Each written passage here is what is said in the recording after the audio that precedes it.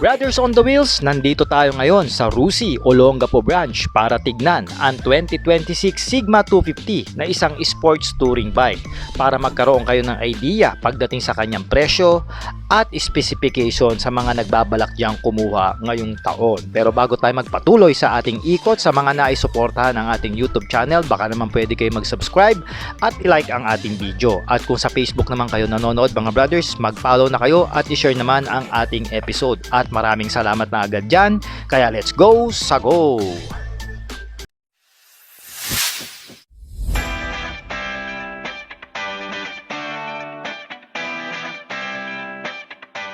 Mga brothers, available na sa Shopee ang ating riding jersey at iba pang mga riding gears na ginagamit natin. Nandyan yung link sa gilid ng video. Let's go sa go!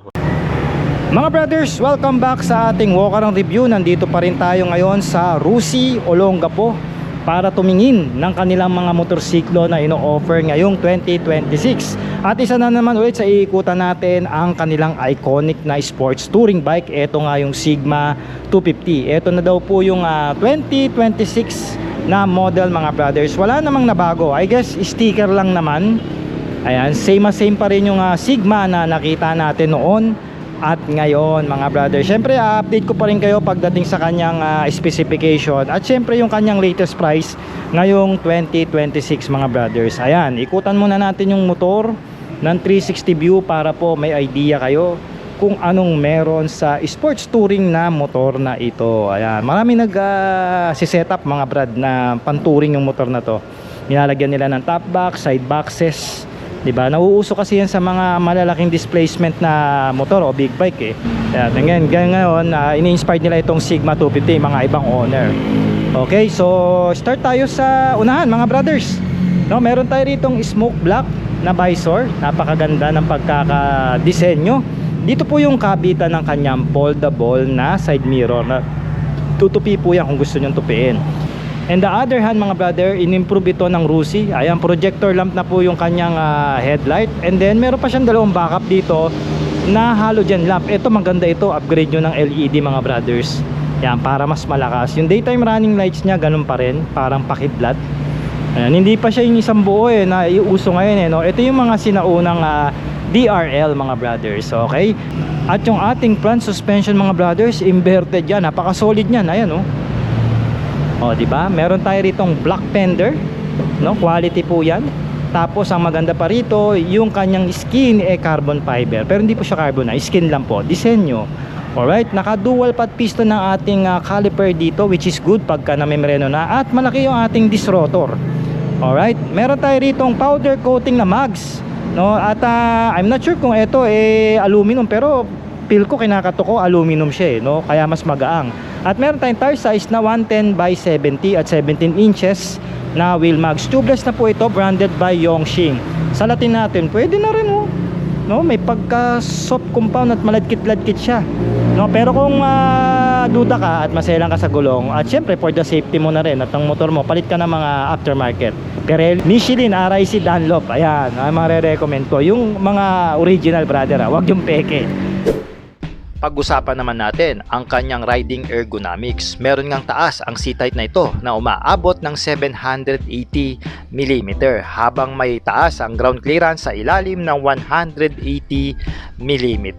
May kabuuang bigat ang motorsiklo na umaabot ng 130 kilogram. At syempre pagdating sa kanyang fuel tank capacity, meron itong 12 liters at meron nga itong konsumo pagdating sa kanyang fuel consumption na umaabot ng 30 to 35 km per liter na magdidepende po yan sa inyong bigat, riding hobby at road condition ng inyong daraanan.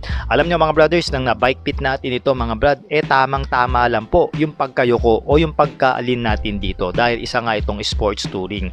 Meaning kung ilo-long ride nyo ito, hindi naman masyadong sasakit ang likuran nyo dito. At syempre, sanayan din yan. At sa katulad kong 5.4 lang o mga 5.5 natin na riders dyan pababa, mamamanage nyo pa rin itong si Sigma 250 dahil mababa nga lang po ang kanyang seat height. Kaya naman pagdating sa kanyang riding ergonomics mga brad, pasado sa atin itong mga average Filipino riders. Okay mga brothers, pag-usapan natin yung kanyang side profile. Very minimalistic lang ang ginawa ng Rusi. Meron silang mga decals dito, simple lang. Red and parang white na parang papunta sa silver o dark gray ang kulay. Yung turn signal lights natin nandito sa gilid, kaya dito na natin sasabihin. Ito pa rin naman yon, LED yan, napakalakas po nito. Ito yung pangharap, ito yung panggilid. Yun ang maganda sa kanyang turn lights, no? Maganda yung pairings niya at quality ang pintura. Yung sticker sa mismong top coat na po ito. Hindi nyo ito matatanggal mga brothers. Kung tatanggalin nyo, matatanggal pati yung top coat. Okay, Sigma, tapos 250, and then meron ditong emblem na Rusi. Ito, goods to. Yung kanilang 3D emblem dito, rubberized to hindi siya dilaw, di ba? Which is good. Then carbon fiber style na pairings dito, naka-alim bolts na rin, which is premium, no, na ang datingan, no. May sticker na naman tayo rito at wala nang sulat yan. Naka-split yung ating seats. Ito yung para sa ating rider at ito yung sa ating pillion. Naka-single upholstery dito mga brothers, at ito maganda ito sa init. At saka pag nabasa ito, madaling matuyo. Madali siyang parang mag-moist, no?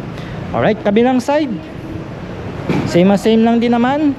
Ang gusto ko dito yung tapakan ng ating rider at ating back ride aluminum na. Dito sa rider may goma. Same din dito sa ating kambyuhan. Parang shifter type na, hindi na kayo magpapalit. Okay naman to. Wala nga lang rubber, no? Bakal na siya. Walang mapupudpod, no? Ang tangke natin meron na rin siyang kasamang tank guard. Ito yung pang big bike no? Yung ganito nga bukasan ng ating tank cap, no? Tapos may carbon style finish na naman dito na pairings sa kanyang tangke, which is good, no? Ayan yung kabilang side para may idea kayo mga brothers. Against the light lang tayo pero hopefully makita nyo. Sa makina mga brothers, kaya nga pala nitong sumibat ng 17.2 Nm of torque at 6,000 RPM at kayang dumulo ng 17.7 horsepower at 8,500 RPM. Meron nga itong saradong 223cc, single cylinder, single overhead cam na dalawa po yung kanyang valvula. Oil cooled po ang kanyang cooling system na mayroong compression ratio na 9.7:1 habang mayroong bore stroke na 65.5 by 66.2 mm. Carburetor pa po ang kanyang fuel system. Ang advantage naman nito, low maintenance at kahit tumirik ka o mabaha ka mga brothers ay kaya itong gawin at hindi madugo ang gastos. At ito pagdating sa kanyang cambio mga brothers, meron itong 6-speed manual transmission. Dito naman sa kanyang cockpit mga brothers, meron tayo ritong telescopic na handlebar. Ayan, ang maganda lang, mataas siya, no? So hindi siya subsob, no? Sabi ko nga touring sports bike ang datingan nito mga brothers. Ito po yung susi niya. Grabe, ang dami, 4. No? Siguro yung isa para sa upuan, pero 4 oh. So hindi ka mamumroblema kahit mawalan ka ng isang susi dito, may 3 ka pa. Alright, ang ating meter panel dito is combination po pa rin ng digital and analog. Ang gusto ko rito yung RPM, analog pa rin. Then ito yung gusto mong i-reset, tsaka yung mode kung gusto mong bagu-baguhin. Okay, and then may indicators yan dito, left and right, siguro. At tsaka yung kanyang high beam, and then siguro engine check. Yun, o kaya oil indicator kung magpapalit ka na. Hindi kasi to activated mga brothers since batas yan sa Rusi mga brad. Pero anyway, pakita tayo ng picture kung meron sa internet para may idea kayo. So dito sa kaliwa, meron siya ritong quality na handle grips. Sakto po yan sa isang large na kamay. Ang gusto ko rito yung bar end o M-bar niya na baka lahaba. So safe na safe yung motor natin, no? Pero I recommend magpalagay din kayo ng slider dito para mas safe yung motor kung sakali ma-slide nyo, no? Meron tayo ritong non-adjustable na clutch lever. Nandito po yung busina, left and right, low beam, high beam, choke of course kasi carburetor pa ito. Sana nga gawa na nila ng FI version dahil yan ang hiling ng karamihan. Meron tayong pass light o flasher. Sa kanan nandito ang ating electronic starting, same approach to mga brada. And then ang ating patayan na bukasan ng ating ilaw. Pwede kang naka-daytime running lights lang sa araw. And then yung kill switch. And then non-adjustable din ang ating brake levers dito. Lagayan po ng ating brake fluid. And optional to kung gusto mo rito maglagay ng side mirror, nasa iyo. Pero mas maganda yung foldable niya, no?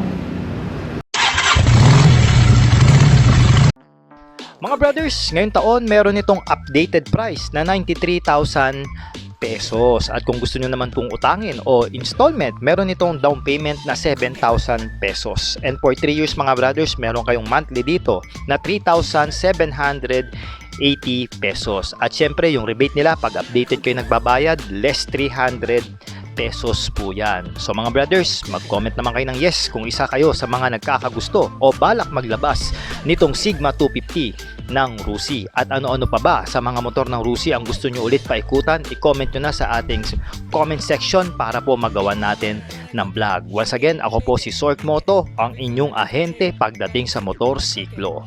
Alright!